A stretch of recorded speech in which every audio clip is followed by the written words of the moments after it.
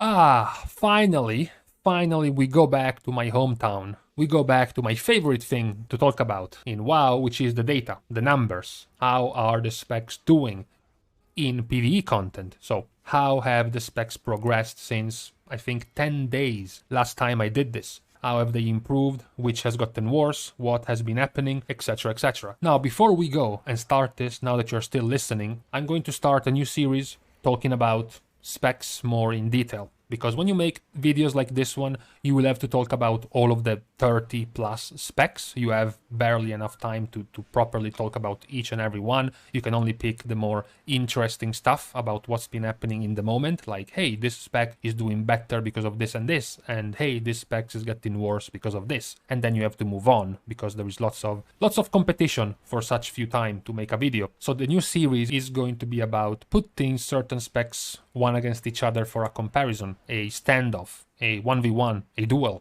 maybe even a three-way tie. Something like comparing, say, Shadow Priest versus Affliction Warlock versus Balance Druid. This is going to allow us to look at the specs more in detail. We have more time just to talk about them. So which legendaries have they been using? Have they changed something since 9.1? What is their damage profile? What are they doing well? So why are they being played? Is it because of single target, because of burst, because of AoE, because of cleave? What about their movement or their utility or their defensives? When can it be good? When it can be a weakness, etc, etc. The reason why I'm putting it right now at the start is just so you can tell me in the comments which one of the specs do you want to be talked about first. So which one of the specs do you want to see compared? No, don't tell me Feral Druid versus Survival Hunter. That is going to come later. As I said already in the previous video, that's going to be the celebratory video for the 200,000 subscribers, I think we said. So now that we have gotten this out of the way, let's talk about how it's been going in the past 10 days. So the first thing we always have to look at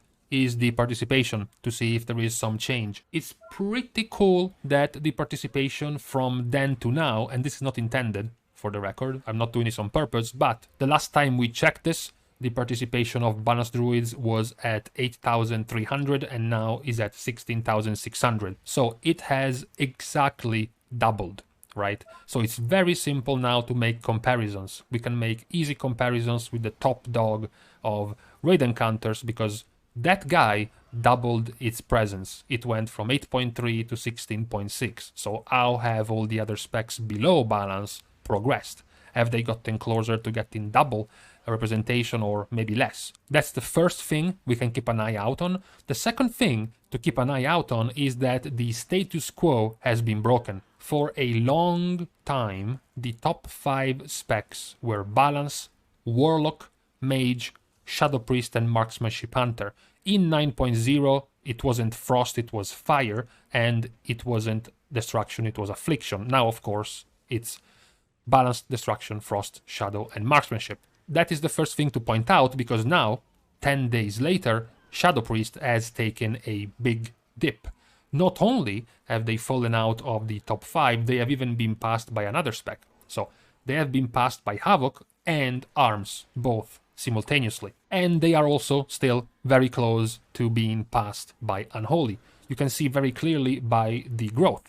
Unholy went from 3.5 to 7.4, so they more than doubled their presence, whereas Shadow Priest went from 5,000, almost precisely 5,000, to 9,500, so slightly less. Unholy DK is gaining ground, is getting closer. Another spec rising at the speed of light is Survival Hunter. Survival Hunter went from 48 to 124 logs. This is almost 3 times as much, so according to my recent studies I sent down to the lab to be analyzed, Survival Hunter will be the more represented spec in raid encounters by 2117. So that is also something worth keeping in mind. Besides these, most of the other specs have kept up with the expectations, one of which was the difference between Arms and Fury Warrior. Arms went from barely over 4,000 to well over 10,000. So this is not just twice as much, but 2.5 times as much as before. Whereas Fury, this is very striking, Fury went from 1,400 to 2,000. Fury didn't even grow by 50% in this same period. Some might say, well, duh, It's just because they are rerolling to arms, dummy. Yeah, that's why. That's the reason why. But for example, not the same is happening to the die-hard fans of Fire Mage. Fire Mage was at 408, now is at 1120. So the die-hard boomers who just don't want to let fire go are still just playing fire and not really bothering to go Arcane or Frost. Aizen, what about healers though? What about them? My dear friend, the healer stuff has not changed in a long time, and it won't change now, because Restoration Shaman we looked at the last time, Paladin and Restoration Shaman were creating a gulf between them and the rest, and it is the same. Still, in fact, now it's gotten even worse.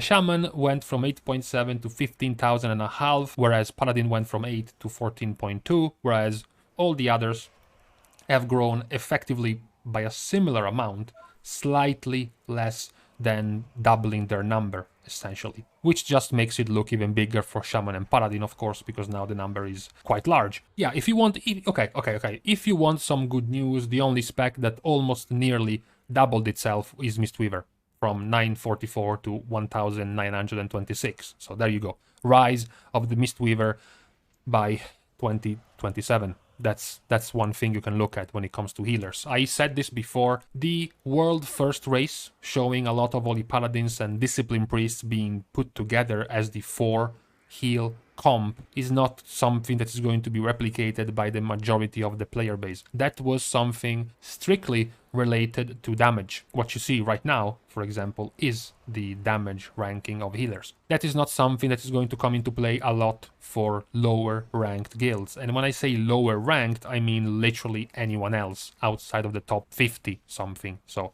99.9% of the players won't require this high amount of damage from healers, which makes Restoration Shaman by default better. It is possibly still not going to be as good as Holy Paladin, mostly because of Paladin's ease of execution compared to Discipline. Restoration Shaman, now that you don't need as much damage, is quite ahead of Discipline for many guilds, simply because Discipline is much more complicated to pull off properly. The knowledge requirement of players willing to go and planning on playing Discipline is much more high risk and very, very low reward if you mess up. So what can end up happening if you're in a guild ranked between 100 to 2000 or something is Discipline Priests having very little HPS because they mess up their rotation, they mess up their boon, they mess up their boon of the Ascended window, their Evangelism or Spiritual window, and they end up having trash HPS. That is why even if in the World First race you saw a lot of Holy Paladin plus Discipline Priest combos excluding Restoration Shamans, that's not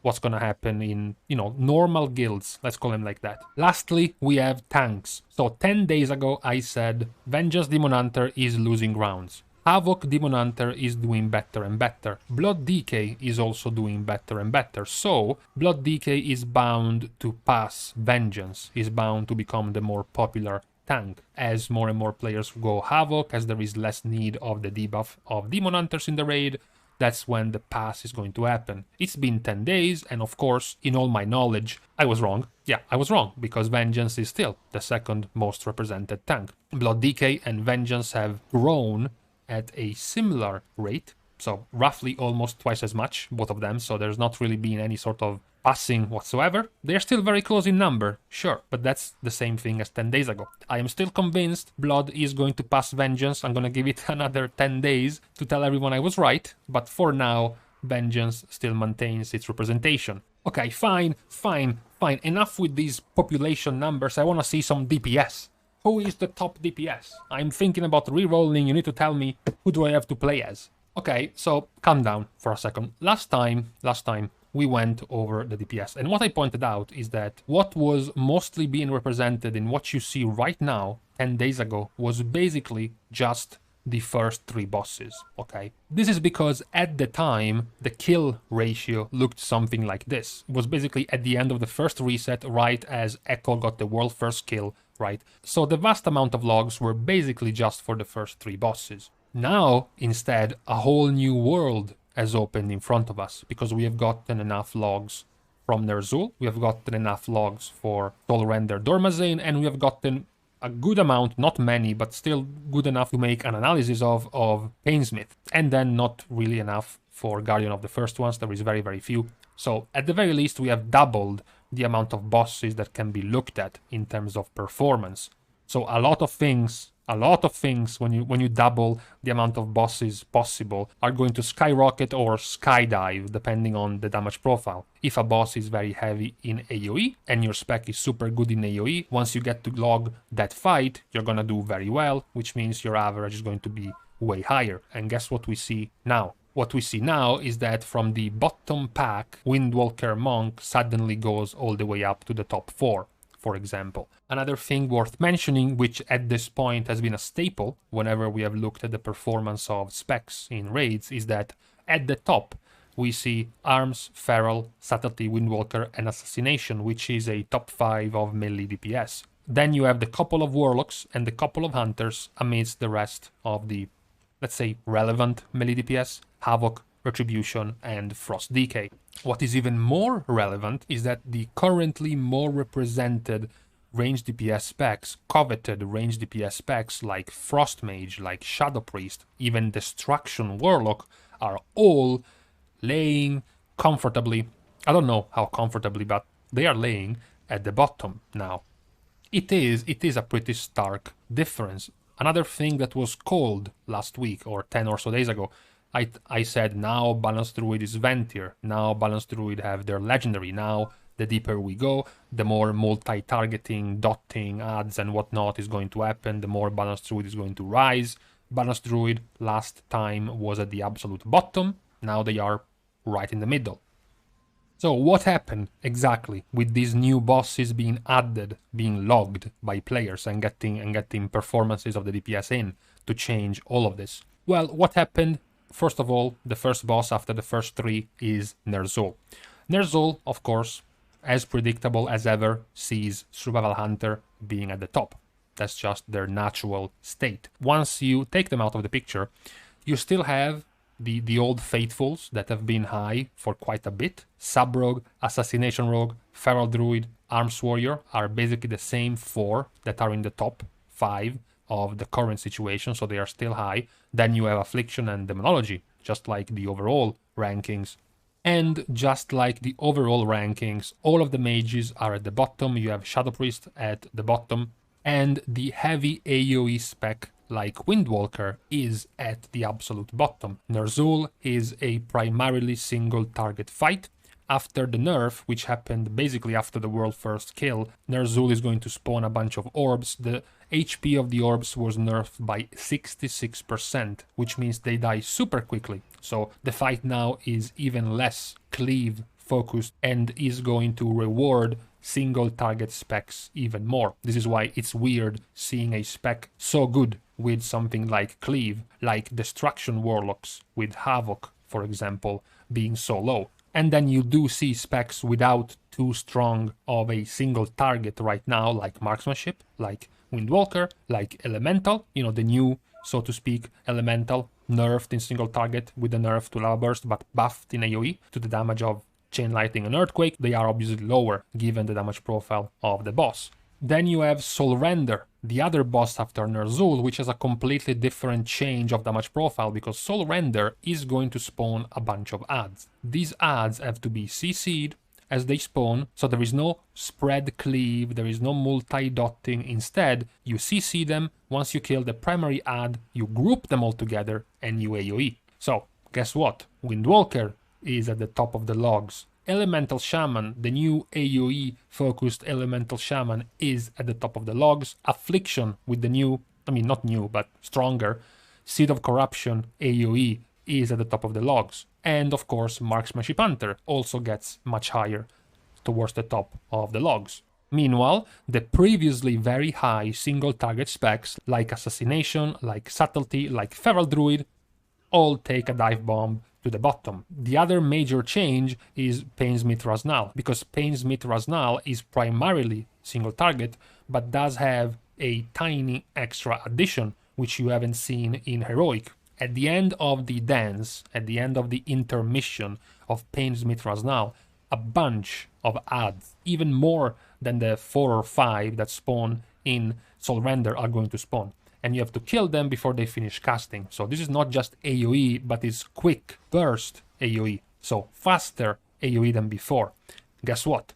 Windwalker is still there, but slower AoE specs that take longer to ramp up, like Balance Druid, like Elemental Shaman, are all the way to the bottom. Affliction isn't even there because nobody is even bothering to play Affliction on this fight. Instead, the faster AoE specs are all at the top.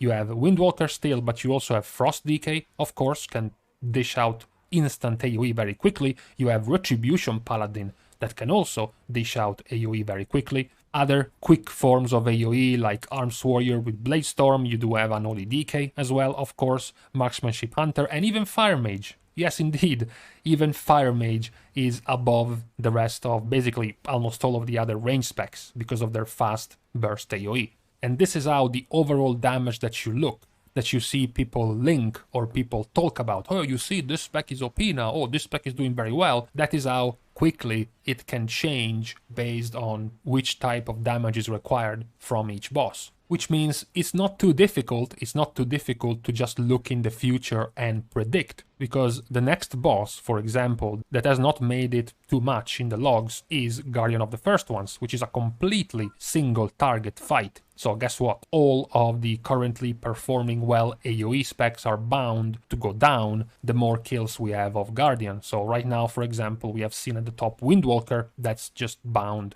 to go lower. But then you're back doing Fate Scribe, which does have a pretty strong AoE phase. Yes, it's mostly irrelevant, yes, those adds are mostly innocuous and it's mostly padding, but in the overall damage is what is going to allow AoE specs to do very well, to show at the very least on the surface that they are doing very well on that fight. And finally, you have the last two bosses with Kel'Thuzad and Sylvanas, which is going to be the revenge of the Druid, because Balanced Druid on those bosses is going to be extremely powerful. Starfall being able to automatically tag and damage all those spread enemies, all those skeletons chasing you and images of the tank being spawned all over the place that you can just insta-damage with Starfall, not to mention the chains in Sylvanas, even the intermission with all the adds spawning. That is going to be something giving tons of stocks for Balanced Druid. So that is how the performance will continue to shape up in the following weeks. The only real thing we have to take stock of